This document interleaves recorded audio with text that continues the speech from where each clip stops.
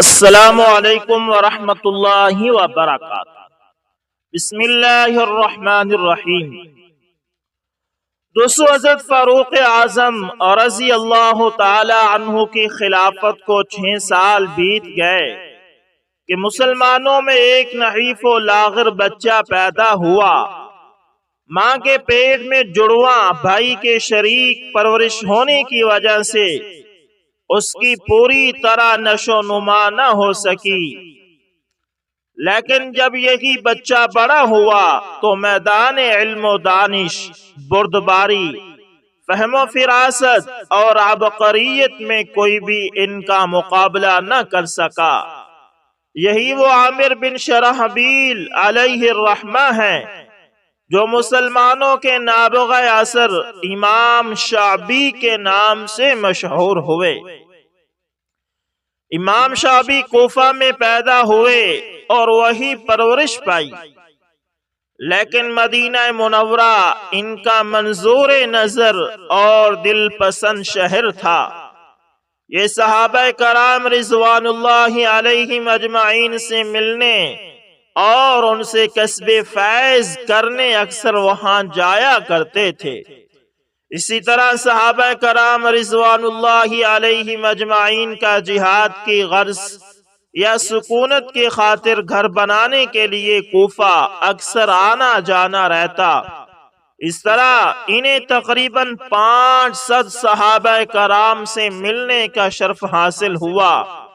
بہت سے صحابہ کرام سے حدیث روایت کرنے کی سعادت حاصل ہوئی، جن میں سے حضرت زید بن ثابت، حضرت ابو موسیٰ اشعری رضی اللہ، حضرت ابو سعید خدری رضی اللہ، حضرت نعمان بن بشیر، حضرت عبداللہ بن عمر رضی اللہ تعالی عنہما، حضرت عبداللہ بن عباس، حضرت عدی بن حاتم، حضرت ابو ہریرہ، ام المومنین حضرت امی عائشہ صدیقہ رضوان اللہ علیہم اجمعین قابل ذکر ہیں۔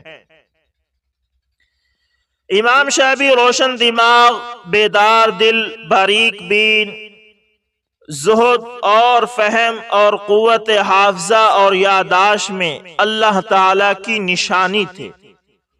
وہ خود بیان کرتے ہیں کہ میں نے کبھی کوئی بات کاغذ پر نہیں لکھی، اور نہ ہی کبھی ایسے ہوا کہ کسی شخص نے میرے سامنے حدیث بیان کی ہو اور وہ مجھے یاد نہ رہی ہو، اور نہ ہی کبھی ایسا ہوا کہ کسی شخص نے مجھے کوئی بات کہی ہو اور میں نے اسے دوبارہ دہرانے کے لیے کہا ہو۔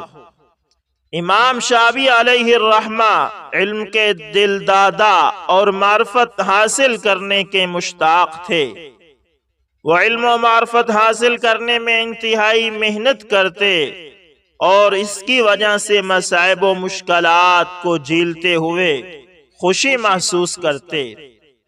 امام شعبی علیہ الرحمہ اکثر کہا کرتے تھے، اگر ایک شخص کسی ایسی بات کو حاصل کرنے کے لیے دور دراز کا سفر اختیار کرے جو اس کے مستقبل میں مفید ثابت ہو سکتی ہے، تو میرے نزدیک اس کا یہ سفر رائے گاہ نہیں گیا۔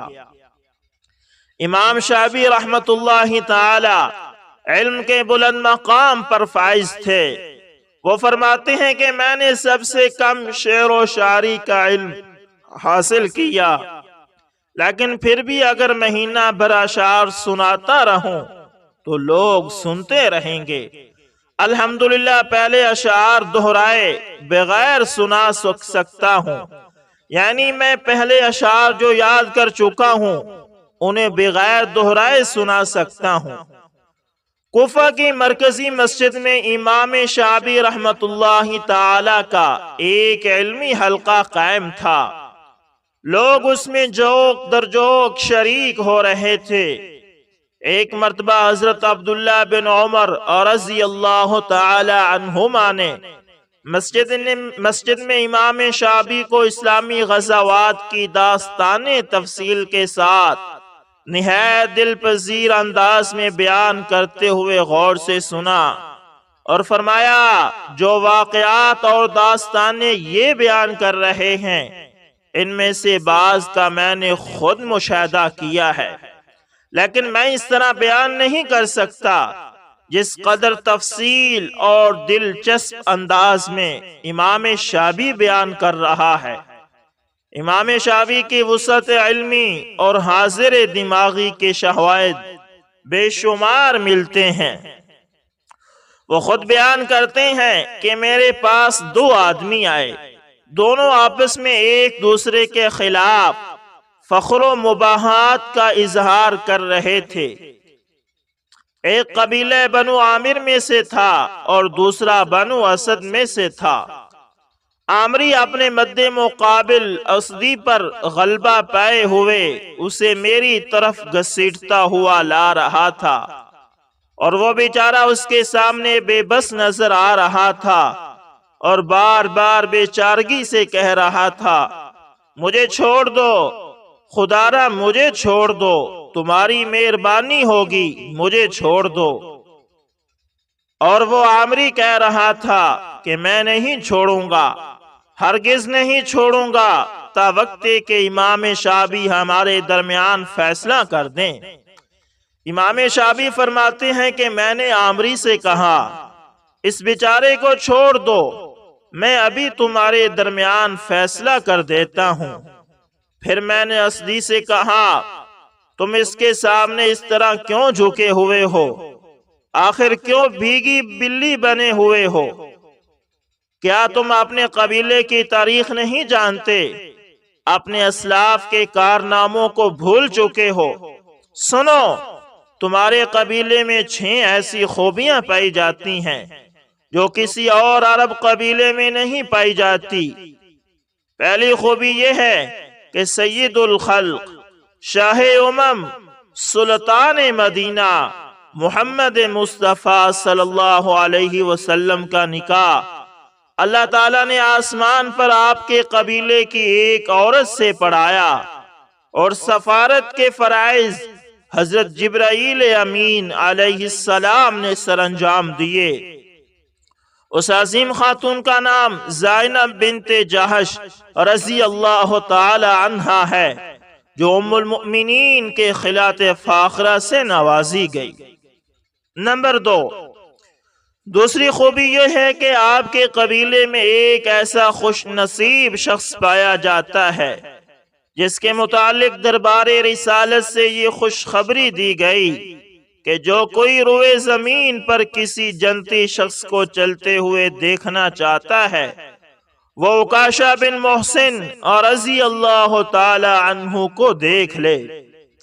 تیسری خوبی یہ ہے کہ مسلمانوں میں سب سے پہلے جس کے ہاتھ میں جھنڈا تھمایا گیا وہ عبداللہ بن جہش رضی اللہ تعالی عنہ بھی تمہارے قبیلے کے ہی آدمی تھے۔ اسلام میں پہلی غنیمت جس کی تقسیم کی گئی اس کا تعلق بھی تمہارے قبیلے سے ہی تھا۔ بیعت رضوان میں جس شخص نے سب سے پہلے شاہ امم، سلطان مدینہ محمد مصطفیٰ صلی اللہ علیہ وسلم کے ہاتھ مبارک پر بیعت کرنے کی سعادت حاصل کی وہ بھی تمہارے ہی قبیلے کا آدمی تھا، جس کا نام ابو سنان بن وہب رضی اللہ تعالی عنہ ہے۔ وہ بیعت کے بعد سب سے پہلے رسول اقدس صلی اللہ علیہ وسلم کی خدمت اقدس میں حاضر ہوا، عرض کی حضور اپنا ہاتھ آگے کیجئے، میں آپ کے دست مبارک پر بیعت کرنا چاہتا ہوں۔ آپ صلی اللہ علیہ وسلم نے پوچھا کس بنیاد پر بیعت کرنا چاہتے ہو؟ اس نے عرض کی یا رسول اللہ صلی اللہ علیہ وسلم جو آپ کے دل میں ہے اسی بنیاد پر میں بیعت کرنا چاہتا ہوں۔ آپ صلی اللہ علیہ وسلم نے پوچھا بھلا میرے دل میں کیا ہے؟ اس عظیم شخص نے کہا فتح یا شہادت۔ آپ صلی اللہ علیہ وسلم نے فرمایا بالکل درست۔ پھر آپ صلی اللہ علیہ وسلم نے اپنا ہاتھ مبارک آگے بڑھایا، اس عظیم اور مبارک شخص نے بیعت کی۔ اس کے بعد لوگوں نے رسول اقدس صلی اللہ علیہ وسلم کے دستے مبارک پر بیعت کی۔ آپ کے قبیلے کی چھٹی خوبی یہ ہے کہ غزوہ بدر میں جو مہاجرین شامل ہوئے ان کا 7واں حصہ آپ کے قبیلے پر مشتمل تھا۔ عامری یہ تفصیل سن کر حیران رہ گیا اور پھر بالکل خاموش ہو گیا۔ اس میں کوئی شک نہیں کہ امام شعبی رحمت اللہ تعالی نے یہ انداز اختیار ہی اس لیے کیا تھا کہ کمزور کو طاقتور پر غالب کیا جائے۔ اگر عامری مغلوب ہوتا تو یقیناً اس کی قوم کے ایسے اوصاف بیان کرتے جو اسے خود معلوم نہ ہوتے۔ جب عبد الملک بن مروان مسند خلافت پر جلوہ فروز ہوا تو اس نے عراق کے گورنر حجاج بن یوسف کو لکھا کہ میرے پاس ایک ایسے شخص کو بھیجیں جو دین و دنیا کے اعتبار سے ممتاز ہو، میں اسے اپنا رازدان اور ہم نشین بنانا چاہتا ہوں۔ حجاج بن یوسف نے امام شعبی رحمت اللہ تعالی کو عبد الملک بن مروان کے پاس بھیجا اور خلیفہ نے انہیں اپنے خواص میں شامل کر لیا۔ خلیفۃ المسلمین ہمیشہ مشکل مسائل کی گتھیاں سلجھانے کے لیے ان کے علم و دانش سے استفادہ کرتے اور کھٹن مرائل میں ان کی رائے پر اعتماد کرتے اور بادشاہوں سے ملاقات کے لیے انہیں اپنا سفیر بنا کر بھیجتے۔ ایک مرتبہ خلیفۃ المسلمین نے حضرت امام شعبی رحمت اللہ تعالی کو ایک خصوصی پیغام دے کر شاہ روم کی طرف بھیجا۔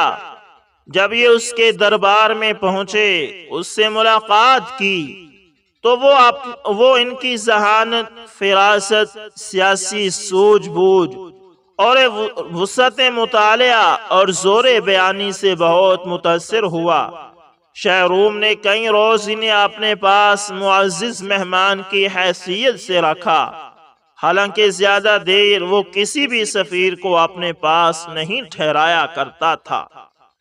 جب آپ نے شاہ روم سے واپس دمشق جانے کے لیے اجازت چاہی تو شاہ روم نے ان سے پوچھا، کیا آپ شاہی خاندان میں سے ہیں؟ امام شعبی رحمت اللہ تعالی نے فرمایا، نہیں، میں عام مسلمانوں میں سے ہوں۔ جب شاہ روم نے انہیں واپس جانے کی اجازت دے دی تو کہا، جب آپ خلیفہ عبد الملک بن مروان کے پاس جائیں تو اپنے مشاہدے کے مطابق تمام معلومات انہیں بہم پہنچائیں اور بعد میں میرا یہ رقعہ انہیں دے دینا۔ جب امام شعبی دمشق پہنچے تو سب سے پہلے خلیفۃ المسلمین عبد الملک بن مروان سے ملاقات کی، روم کے متعلق اپنے مشاہدات اور تاثرات بیان کیے۔ خلیفۃ المسلمین نے جو سوالات کیے ان کا تسلی بخش جواب دیا۔ جب واپس جانے کے لیے اٹھے تو فرمایا، شاہ روم نے آپ کے لیے یہ خط دیا تھا۔ وہ امیر المؤمنین کو پکڑایا اور چل دیے۔ جب خلیفۃ المسلمین نے خط پڑھا تو اپنے دربان سے کہا، امام شعبی کو میرے پاس بلا کر لاؤ۔ وہ واپس دربار میں آئے۔ خلیفہ نے پوچھا، کیا آپ کو معلوم ہے کہ اس خط میں کیا لکھا ہوا ہے؟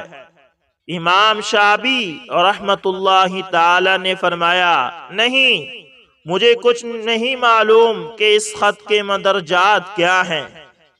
خلیفہ عبد الملک بن مروان نے کہا، شاہ روم نے مجھے اس خط میں لکھا ہے، عرب قوم پر مجھے بڑا تعجب ہے جس نے اس عظیم نوجوان کو چھوڑ کر کسی اور کو اپنا بادشاہ بنایا ہے۔ امام شعبی رحمت اللہ تعالی نے فوراً جواب دیا، امیر المومنین، اس نے یہ بات اس لیے لکھ دی کہ اس نے آپ کو دیکھا نہیں۔ اگر آپ کو دیکھا ہوتا تو وہ قطعاً یہ بات تحریر نہ کرتا۔ خلیفہ عبد الملک نے کہا، کیا تم جانتے ہو کہ شاعر روم نے یہ کیوں لکھا؟ آپ رحمت اللہ تعالی نے فرمایا، نہیں۔ خلیفہ عبد الملک نے کہا، یہ بات اس نے حاسدانہ جذبے سے لکھی ہے، اس نے یہ شیطانی انداز اختیار کر کے مجھے آپ کو قتل کرنے پر ابھارا ہے، اور اس نے آپ جیسے ذہین و فتین اور سپوت امت مسلمہ کو محروم کرنے کی، یعنی آپ جیسے ذہین سے امت مسلمہ کو محروم کرنے کی ناپاک کوشش کی ہے۔ جب یہ بات شاہ روم تک پہنچی، وہ بے ساختہ پکار اٹھا کہ اس قوم پر غالب نہیں آیا جا سکتا جس کا خلیفہ اس قدر ذہین اور فتین ہے۔ بخدا میرا یہی ارادہ تھا جو خلیفۃ المسلمین کے ذہن میں آیا، یعنی میں یہی چاہتا تھا کہ خلیفۃ المسلمین مروان بن عبد الملک امام شعبی رحمت اللہ تعالی جیسے ذہین و فتین کو قتل کر دیں۔ امام شعبی رحمت اللہ تعالی کا اپنے دور کے 4 بڑے علماء میں شمار ہونے لگا تھا۔ امام زہری فرمایا کرتے تھے کہ اس دور کے علماء 4 مشہور و معروف تھے، جن کا نام یہ ہے: نمبر 1، مدینہ میں سعید بن مسیب رحمت اللہ تعالی علیہ۔ نمبر 2، کوفہ میں عامر بن شراحویل الشعبی رحمت اللہ تعالی علیہ۔ نمبر 3، بصرہ میں امام حسن بصری رحمت اللہ تعالی۔ نمبر 4، شام میں مکحول رحمت اللہ تعالی۔ امام شعبی رحمت اللہ تعالی کی تواضع اور انکساری کا یہ عالم تھا کہ جب کوئی انہیں شیخ یا عالم کے لقب سے پکارتا تو آپ شرمندگی محسوس کرتے۔ ایک شخص نے آپ سے کہا، عالم بے مثال، فقیہ بے بدل، مجھے یہ مسئلہ تو بتائیں۔ آپ نے القابات سن کر فرمایا کہ آپ مجھے اتنا نہ بڑھایا کریں، اور پھر فرمایا، فقیہ اسے کہتے ہیں جو اللہ تعالیٰ کی حرام کردہ چیزوں سے پرہیز کرے، عالم وہ ہے جو اللہ سے ڈرے، اور میں اس مقام پر کہاں؟ اس نے ایک اور مسئلہ پوچھا، آپ نے فرمایا، اس کے متعلق امیر المومنین حضرت عمر بن خطاب رضی اللہ تعالی عنہ کا یہ ارشاد ہے، اور حضرت علی رضی اللہ تعالی عنہ کا یہ موقف ہے۔ سائل نے کہا، جناب آپ کی اس مسئلے کے متعلق کیا رائے ہے؟ آپ شرماتے ہوئے مسکرائے اور فرمایا، جب آپ نے سیدنا عمر بن خطاب رضی اللہ تعالی عنہ اور سیدنا علی کرم اللہ وجہہ کے اقوال سن لیے، وہاں میری رائے یا قول سن کر تم کیا کرو گے؟ اللہ اکبر، اللہ اکبر۔ امام شعبی رحمت اللہ تعالی شریف الطبع اور خوش اخلاق تھے۔ وہ جھگڑے کو قطعی ناپسند کرتے تھے اور ہمیشہ فضول باتوں سے اجتناب کیا کرتے تھے۔ ایک دن آپ کے کسی ساتھی نے پوچھا، اے ابو عمرو، یہ امام شعبی رحمت اللہ تعالی کی کنیت ہے کہ ان 2 اشخاص کے بارے میں آپ کی کیا رائے ہے جن کے متعلق لوگ آج گھر گھر باتیں کر رہے ہیں؟ امام شعبی رحمت اللہ تعالی نے فرمایا، ان 2 اشخاص سے آپ کی مراد کون کون اشخاص ہیں؟ اس شخص نے کہا، حضرت عثمان بن عفان رضی اللہ تعالی عنہ اور حضرت علی کرم اللہ وجہہ۔ آپ رحمت اللہ تعالی نے فرمایا، سنو، یہ دونوں میری آنکھوں کے تارے اور سر کے تاج، دونوں کو قدر کی نگاہ سے دیکھتا ہوں، دونوں کی تعظیم میرے دل میں پائی جاتی ہے۔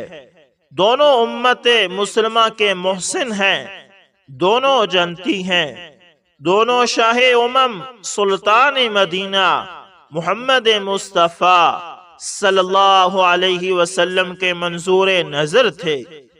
پھر امام صاحب نے فرمایا، اللہ کی قسم، میں قیامت کے دن حضرت عثمان بن عفان رضی اللہ تعالی عنہ اور حضرت علی رضی اللہ تعالی عنہ کے درمیان کوئی فرق کرنے والے کے روپ میں پیش نہیں ہونا چاہتا۔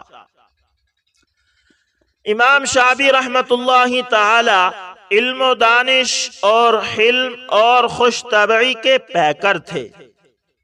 ایک شخص نے ایک مرتبہ انہیں گندی گالی دی اور آپ کے خلاف ہرزہ سرائی کی اور بہت ہی بیہودہ باتیں کی۔ آپ نے اپنے خلاف باتیں سن کر اس سے زیادہ کچھ نہ کہا، بلکہ یہ کہا کہ بھائی، اگر آپ میری عیب جوئی میں سچے ہیں تو اللہ مجھے بخش دے، اور اگر آپ جھوٹے ہیں تو اللہ تعالیٰ تجھے معاف کر دے۔ امام شعبی رحمت اللہ تعالی اپنا اعلیٰ مرتبے اور رفعت شان کے باوجود علم و معرفت اور حکمت و دانائی کی بات کسی معمولی آدمی سے بھی سنتے تو اسے اخذ کرنے میں کوئی یار محسوس نہیں کرتے تھے۔ ایک بدو آپ کی مجلس میں باقاعدگی سے آیا کرتا تھا، لیکن ہمیشہ خاموش بیٹھا رہتا۔ ایک روز امام شعبی رحمت اللہ تعالی نے اس سے پوچھا، کیا آپ بولتے نہیں؟ اس نے کہا، میں خاموش رہوں تو محفوظ رہتا ہوں، سنتا ہوں تو علم حاصل کرتا ہوں، اور ساتھ ہی یہ بھی کہا، ان حظ المرء من اذنه يعود عليه واما حظه من لسانه فيعود على غيره۔ امام شعبی رحمت اللہ تعالی زندگی بھر بدو کی اس عارفانہ بات کو بار بار دہرایا کرتے تھے اور لطف اندوز ہوا کرتے تھے۔ امام شعبی رحمت اللہ تعالی دوران گفتگو اس قدر فصاحت اور بلاغت سے بولتے کہ کم ہی فصیح اور بلیغ اس مرتبے تک پہنچ سکتے۔ بطور نمونہ امام شعبی رحمت اللہ تعالی کی عبارت ملاحظہ کیجئے۔ چند افراد کو عراق و ایران کے گورنر عمر بن حبیرہ فیزاری نے گرفتار کر لیا۔ جب امام شعبی رحمت اللہ تعالی کو ان کی گرفتاری کا پتہ چلا تو فرمایا، ایھا الامیر، ان کنت حبستہم بالباطل فالحق یخرجہم، وَإِن كُنْتَ حَبَسْتَهُمْ بِالْحَقِّ فَالْعَفْوُ لِيَسَعَهُمْ۔ جناب گورنر، اگر آپ نے انہیں ناحق قید کیا ہے تو اللہ انہیں رہائی دے گا، اور اگر آپ نے برحق قید کیا ہے تو معافی اور درگزر ان پر سایہ فگن ہونا چاہیے۔ گورنر کو یہ انداز گفتگو اس قدر پسند آیا کہ آپ کی عزت و تکریم کرتے ہوئے تمام قیدیوں کو رہا کر دیا۔ امام شعبی رحمت اللہ تعالی دین و علم میں کمال مرتبہ اور عظمت کے باوجود شفاف روح اور شیریں اور لطیف مزاحیہ طبیعت کے مالک تھے۔ جب کوئی مزاح کا موقع آتا تو اسے اپنے ہاتھ سے نہ جانے دیتے۔ آپ ایک روز اپنی بیگم کے پاس بیٹھے گھریلو باتیں کر رہے تھے۔ ایک شخص نے ان کے پاس آ کر پوچھا، تم میں امام شعبی کون ہے؟ آپ نے بیوی کی طرف اشارہ کرتے ہوئے فرمایا، امام شعبی یہ بیٹھی ہے۔ یہ کہا اور ہنس دیے۔ ایک روز ایک شخص نے آپ سے پوچھا، ابلیس کی بیوی کا نام کیا ہے؟ آپ نے برجستہ جواب دیا کہ میں ابلیس کی شادی میں شریک نہیں ہوا تھا۔ امام شعبی رحمت اللہ تعالی اپنے متعلق ارشاد فرماتے ہیں کہ جس چیز کو لوگ مشتاقانہ نگاہوں سے دیکھتے ہیں، میں نے کبھی اس چیز کو للچائی ہوئی نظروں سے نہیں دیکھا۔ میں نے زندگی بھر کبھی کوئی غلام اپنے پاس نہیں رکھا، اور جو بھی میرا رشتہ دار مقروض فوت ہوا میں نے اس کا قرض ادا کیا۔ امام شافعی رحمت اللہ تعالی نے 80 سال سے زائد عمر پائی جب اپنے رب کو پیارے ہوئے اور آپ کی وفات حضرت آیات کی خبر حضرت حسن بصری رحمت اللہ تعالی کو پہنچی تو حضرت حسن بصری بے اختیار پکار اٹھے، اللہ امام شافعی پر رحم فرمائے، وہ بڑے جید عالم، بڑے خوش اخلاق اور حلیم الطبع اور دین و ایمان کے اعتبار سے عظیم مرتبے پر فائز انسان تھے۔ دوستو یہ تھے امام شافعی رحمت اللہ تعالی جن کے زندگی کے خوشگوار لمحات آپ کے سامنے پیش کیے گئے۔ امید کرتا ہوں ویڈیو اچھی لگی ہوگی، پسند آئے تو لائک شیئر کمنٹ لازمی کریں، اور اگر آپ ہمارے channel AS information T V پر نئے تو اس کو لازمی سبسکرائب کریں اور ساتھ میں بیل کے نشان کو دبانا نہ بھولیے گا تاکہ ہر نئی ویڈیو کا نوٹیفیکیشن آپ تک پہنچتا رہے۔ ملتے ہیں کسی نیکسٹ اچھی سی ویڈیو کے اندر دوستو، تب تک لیے اللہ حافظ، جزاکم اللہ خیر۔